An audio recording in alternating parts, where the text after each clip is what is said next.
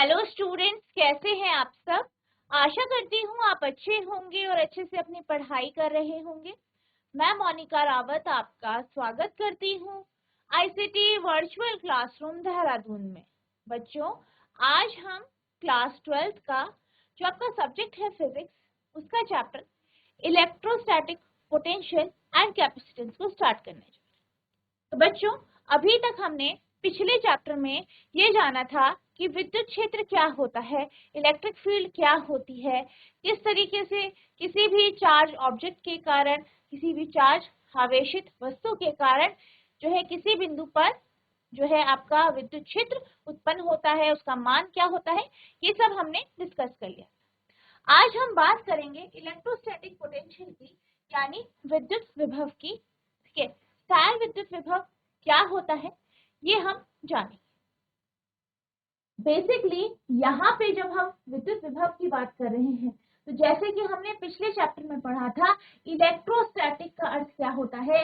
जब भी आपके चार्जेस रेस्ट में हो, यानी आवेश स्थिर है, एक जगह रेस्ट या विराम अवस्था में है, उस समय उसके कारण जो पोटेंशियल या विभव उत्पन्न होगा वो क्या होगा, यहाँ पे हम समझेंगे। अगर हम इलेक्ट्रोस्टैटिक पोटेंशियल की बात करें, विद्युत स्थैतिक विभव की बात करें, तो किसी भी बिंदु पर जो है यहाँ जो है बेसिकली आपके विद्युत विभव के कारण जो विद्युत क्षेत्र जो है उसके कारण उत्पन्न होता है। और इसको आप कुछ इस तरीके से समझ सकते हैं कि मान लीजिए यहाँ पे हमारे पास कोई चार्ज, ठीक है, कोई चार्ज है, आवेश, ठीक है। अब आप जानते हैं इस चार्ज या आवेश के कारण इसके चारों तरफ क्या होगा, इसके चारों तरफ इलेक्ट्रिक फील्ड उत्पन्न होगी। ठीक है, इलेक्ट्रिक फील्ड उत्पन्न होगी, विद्युत क्षेत्र उत्पन्न होगा इस तरीके से। ठीक है, यानी इसका जो आपका एरिया है या इसका जो भी आपका एरिया है, वहां पे क्या होगा, अगर हम किसी भी पॉजिटिव चार्ज को लाएंगे तो यहाँ पे वो विद्युत क्षेत्र का अनुभव करें। अब यहाँ पे अगर हम विद्युत विभव की बात करें, तो विद्युत विभव क्या है। विद्युत विभव जब भी हम बात करेंगे, या विद्युत स्थैतिक विद्युत विभव जो होगा वो क्या होगा, जब भी आप कोई यूनिट पॉजिटिव चार्ज को इन्फिनिटी से, अनंत से जो है इसके पेरिफेरी में लाएंगे, यानी इसके एरिया में लेके आएंगे, तो इस पॉजिटिव यूनिट चार्ज को जब इस एरिया या इस क्षेत्र पे लाने में जो आपका कार्य होगा, जितना भी आपको कार्य करना पड़ेगा, वही आपका इलेक्ट्रोस्टैटिक पोटेंशियल कहलाएगा। ठीक है, स्थिर विद्युत विभव कहलाएगा। क्या कहा मैंने, हम जानते हैं हमारे पास कोई चार्ज है, आवेश है, तो उसके चारों तरफ इलेक्ट्रिक फील्ड उत्पन्न होगी। अब हम क्या कर रहे हैं, एक आवेश ले रहे हैं, उसे इंफिनिटी से यानी अनंत से इस जो है बिंदु आवेश के पास लेके, तो ऑब्वियस सी बात है जब हम उसे उधर से यहाँ लेके आएंगे, स्फीयर में लेके आएंगे, तो हमें कुछ कार्य करना पड़ेगा, तभी तो हम उसे लेके आएंगे। तो यहाँ पर जो इस पॉजिटिव टेस्ट चार्ज के द्वारा कार्य किया जाता है, ठीक है, इंफिनिटी से इस यहाँ पे किसी बिंदु पर, ए बिंदु पर आने के लिए जो भी कार्य किया जाता है उसे ही हम क्या कहते हैं, इलेक्ट्रोस्टैटिक पोटेंशियल कहते हैं। क्यों, क्योंकि यहाँ पे आपका बल लगेगा, फोर्स लगेगा। ठीक है, तो यहाँ पे आपका जो भी आपका यहाँ पे कार्य होगा वही आपका स्थिर विद्युत विभव कहलाता है। ठीक है, यानी हम ये कह सकते हैं कि जो आपका W है वो आपका क्या होगा, जो है वो आपका इलेक्ट्रोस्टैटिक पोटेंशियल होगा। ठीक है,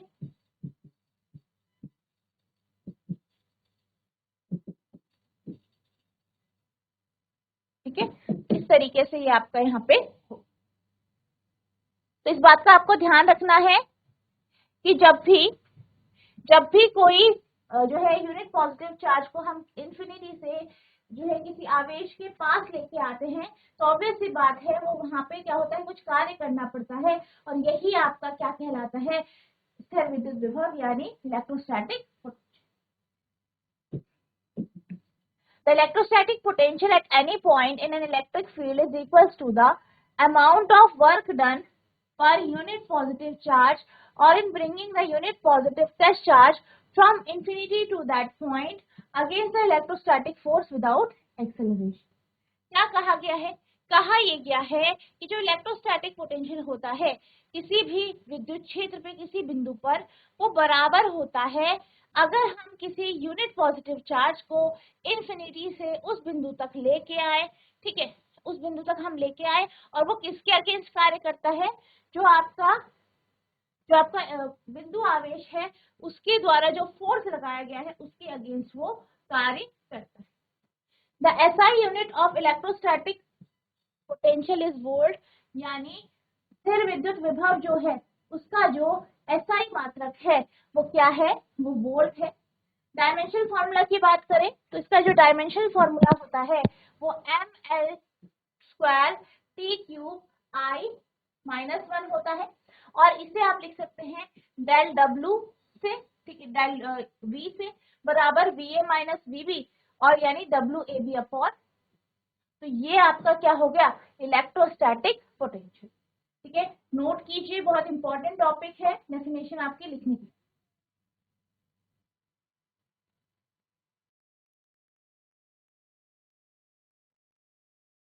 अब हम चलते हैं जो है आगे, यानी यहाँ पे हम बात करेंगे कि किस तरीके से किसी बिंदु आवेश के कारण किसी बिंदु पर जो है इलेक्ट्रोस्टैटिक पोटेंशियल हो. यानी बेसिकली यहाँ पे हम एक किसी बिंदु आवेश के कारण जो इलेक्ट्रोस्टैटिक पोटेंशियल होता है, विद्युत स्थिर विभव जो होता है, उसको हम यहाँ पे निकाल.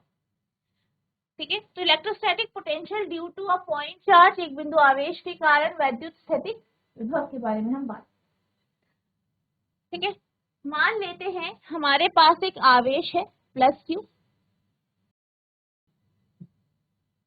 जो कि ए बिंदु पर स्थित है.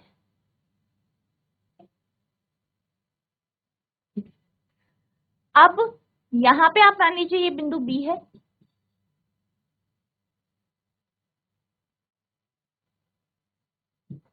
ये बिंदु सी है और एक आवेश है, एक इकाई आवेश है जो कि इंफिनिटी पे रखा गया प्लस क्यू आवेश. ठीक है, अब यहाँ पर अगर हम बात करें ए से सी की तो मान लीजिए इसकी दूरी जो है वो x है. ए से सी की दूरी कितनी है? x. अब हम क्या करते हैं, एक यूनिट पॉजिटिव चार्ज लेते हैं, उसे इंफिनिटी से हम सी पॉइंट पर लेके आते हैं. ठीक है, अगर हम सी पॉइंट की बात करें, यहाँ पे क्या है? आपका चार्ज है. तो चार्ज के कारण क्या होगा? यहाँ पे क्या है? पॉजिटिव चार्ज है, ये भी पॉजिटिव चार्ज है, ये भी पॉजिटिव चार्ज है. दोनों कैसे हैं? सजातीय आवेश. तो दोनों के बीच में क्या होगा? रिपल्शन होगा, यानी जो बल लगेगा वो इधर की ओर होगा. ठीक है, और यहाँ पे आपके पास बल लगा ऐसे. ठीक है, तो यहाँ पे आपका फोर्स लग गया, हम ऐसे मान रहे हैं. अब हम क्या करते हैं, हम इस पे बल लगाते हैं, उसको डिस्प्लेस करते हैं इधर dx और मूव कर. ठीक है, ताकि कार्य हो. ठीक है, तो हम कार्य का जो फॉर्मूला है वो यहाँ से निकालेंगे जब हम dx यहाँ पे डिस्प्लेस. तो सबसे पहले थ्योरी लिखेंगे. क्या लिखेंगे? Let us consider a point charge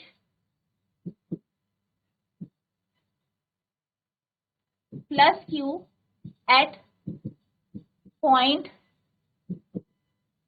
A. मान लें एक बिंदु आवेश है,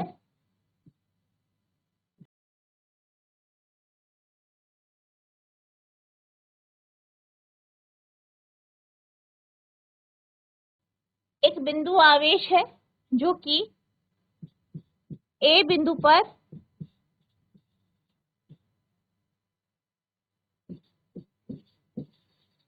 रखा गया है. ठीक है, लेट अ पॉइंट चार्ज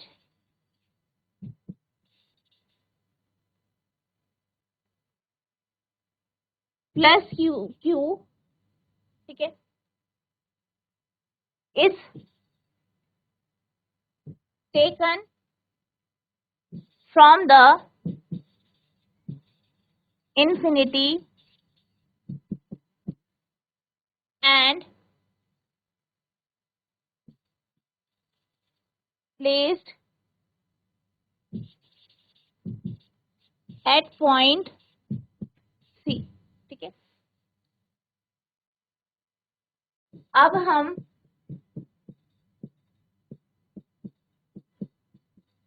बिंदु आवेश, इकाई बिंदु आवेश, ठीक है, जो कि क्या है, इकाई बिंदु आवेश है, उसको कहां से लाते हैं, को अनंत से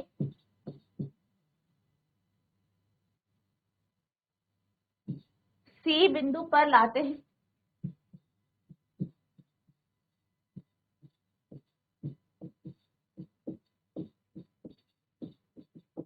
सी बिंदु पर लाते हैं। अब क्या होगा, यहाँ पे क्या होगा, जो आपका बिंदु आवेश है वो क्या करेगा, जो इकाई बिंदु आवेश है वो एक फोर्स एक्सपीरियंस करेगा। यहाँ पर इकाई बिंदु आवेश एक बल का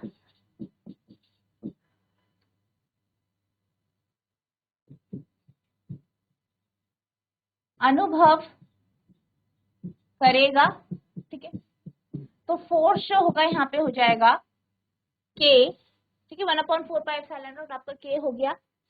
क्यू आपका पहले का चार्ज है, दूसरा इकाई आवेश है तो 1 है।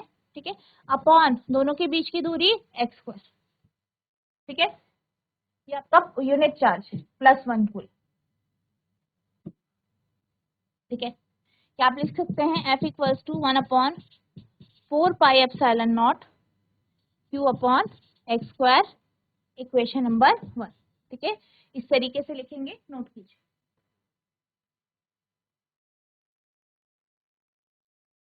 अब हमने क्या किया, हम इस बिंदु आवेश को इधर की तरफ लाएंगे।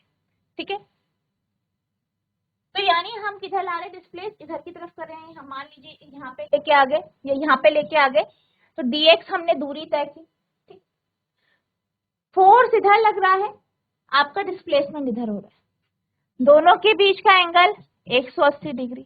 अब यहाँ पे कार्य का फॉर्मूला लगाएंगे। कार्य का फॉर्मूला क्या होगा, बल गुणा विस्थापन, F × F.dx। ठीक है, तो अब हम लिखते हैं, अगर हम इकाई बिंदु आवेश को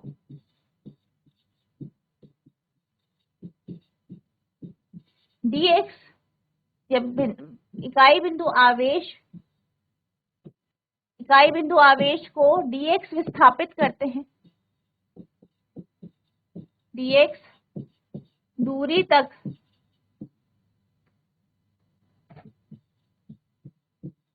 विस्थापित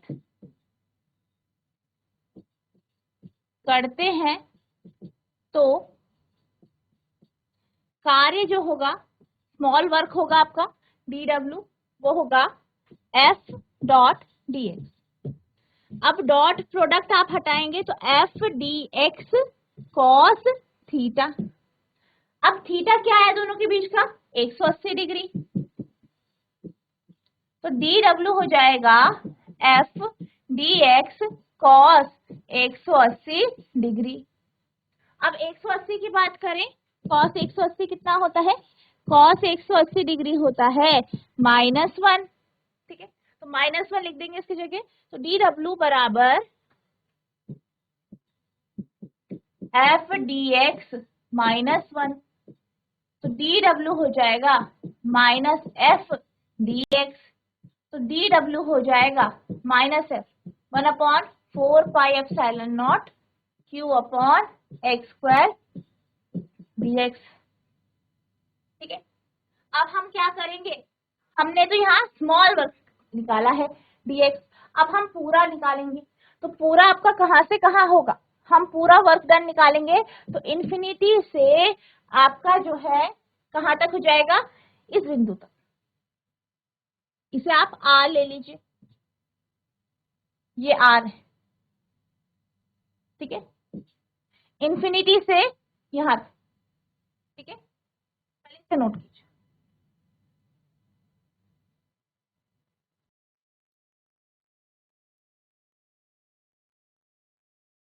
यहाँ पे अब हम क्या ले रहे हैं, ये आर ले रहे हैं, आपका आर हो जाएगा ये यहाँ पे, ठीक है, ये आपका आर हो जाएगा। तो इन्फिनिटी से आर आपका क्या हो जाएगी, रेंज हो जाएगी। तो इंटीग्रेट करेंगे, समाकलन करेंगे, इंटीग्रेटिंग, तो ये W हो जाएगा, कांस्टेंट बाहर आ जाएगा, minus Q upon 4 pi epsilon not, integration infinity से आर तक, ठीक है, इन्फिनिटी टू आर, इसको आप लिख सकते हैं x minus to dx, integrate करेंगे इसे, ठीक है, इंटीग्रेट कर देंगे इसे, तो क्या आएगा, W equals to 1 upon 4 pi epsilon naught, Q आपका बाहर आ जाएगा, x minus two plus one, W equals to Q upon 4 pi epsilon naught x minus one upon minus one, ठीक है, ऑलरेडी ये नेगेटिव में था आपका, ठीक है, ये आपका नेगेटिव में था, ठीक, रेंज भी लिख देंगे, इंफिनिटी टू आर, ठीक है। अब इसे आप फर्दर सॉल्व करेंगे तो W equals to minus Q upon 4 pi epsilon naught हो जाएगा, नेगेटिव में 1 upon x r to infinity, ठीक है। अब W इक्वल्स टू नेगेटिव बाहर आ जाएगा तो Q upon 4 pi epsilon naught ले लेंगे, यहाँ पे इसे एक्सटेंड करेंगे तो 1 upon r minus 1 upon infinity हो जाएगा, और 1 अपॉन इंफिनिटी कितना होता है, 0, ठीक है, तो आप लिखेंगे since 1 upon infinity equals to 0, so क्या हो जाएगा, W equals to Q upon 4 pi epsilon naught into 1 upon r, या W equals to 1 upon 4 pi epsilon naught Q upon r, तो ये आपका आ गया कार्य। अब आपको पता है, क्या पता है, इलेक्ट्रोस्टैटिक पोटेंशियल क्या होता है, जो वर्क डन है, ठीक है, सिंस क्या होगा आपका, W इक्वल्स टू V होगा या डेल V होगा, तो यहाँ पे आपका आ जाएगा V equals to 1 upon 4 pi epsilon naught Q upon R का, तो ये आपका इलेक्ट्रोस्टैटिक पोटेंशियल यहाँ पे आ गया है, ठीक है, ठीक है, अपॉन R है, ठीक है, R स्क्वायर नहीं है, R है, ठीक है, तो ये आपका इस तरीके से आ गया है, नोट कीजिए।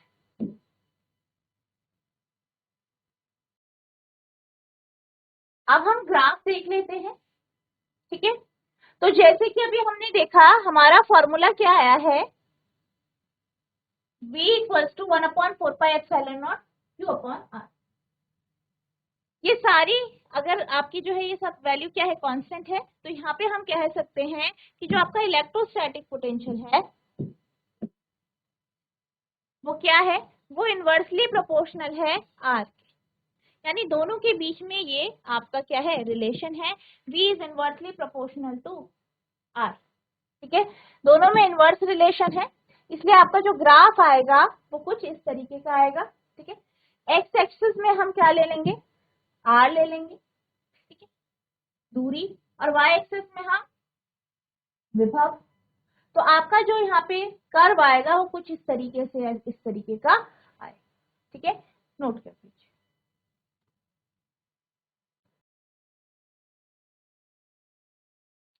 अब हम चलते हैं अगले टॉपिक की ओर, तो हमारा अगला टॉपिक है potential at a point due to a group of electric charges, विद्युत आवेशों के एक समूह के कारण बिंदु पर वैद्युत विभव, यानी यहाँ पे हमें क्या निकालना है कि किसी एक बिंदु पर, ठीक है, जो आपके बागी बिंदु है, बिंदु आवेश है, उनके कारण विद्युत विभव क्या, पोटेंशियल एट अ पॉइंट, मान लीजिए ये आपका बिंदु है और यहाँ पे है आपके आवेश Q1, Q2, Q3, Q4, Q5।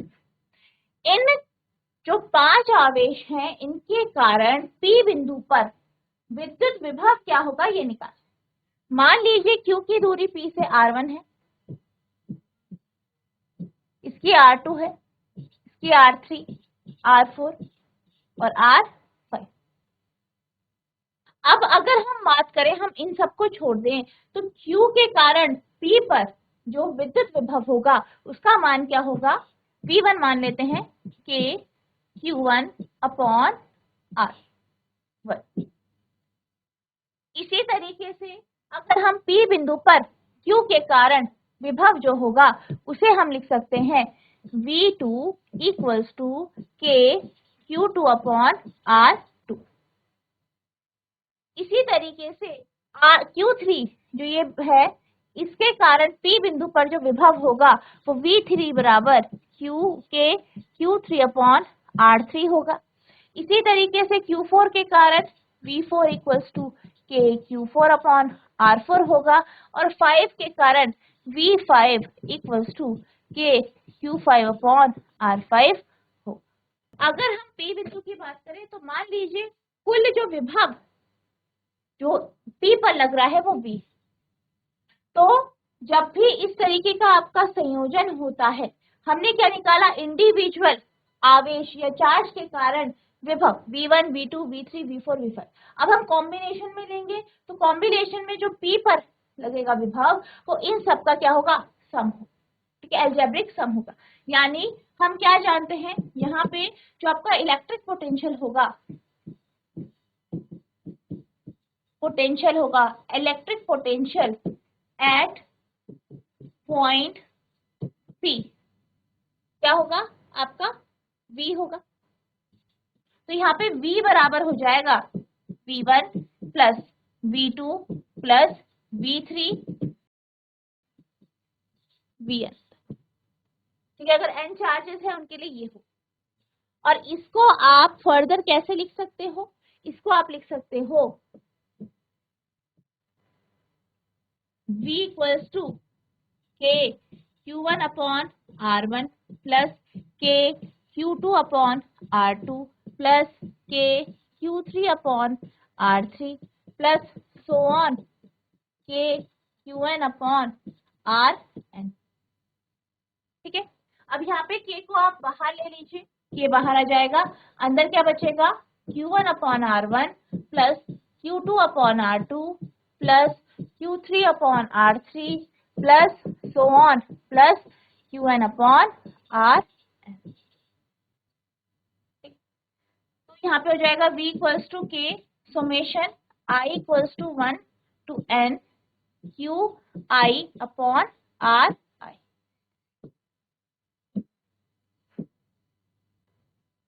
ठीक है, तो ये आपका कुल आ जाएगा विद्युत विभव। तब जब आपके पास बहुत सारे आवेश हैं और किसी एक बिंदु पर आपको कुल विद्युत विभव निकाल। ठीक है, नोट कीजिए।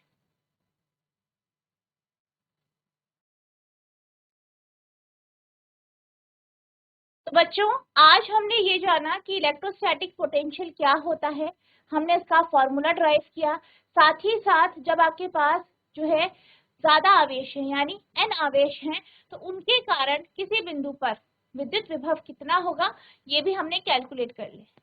तो आई होप आपको ये टॉपिक अच्छे से समझ में आया होगा। आपको इसको रिवाइज करना है, नेक्स्ट लेक्चर में हम इसके आगे के जो टॉपिक्स हैं उन्हें पढ़ेंगे। तो बच्चों आज के लिए बस इतना ही, मिलते हैं आप नेक्स्ट सेशन में। तब तक के लिए thank you and have a nice day.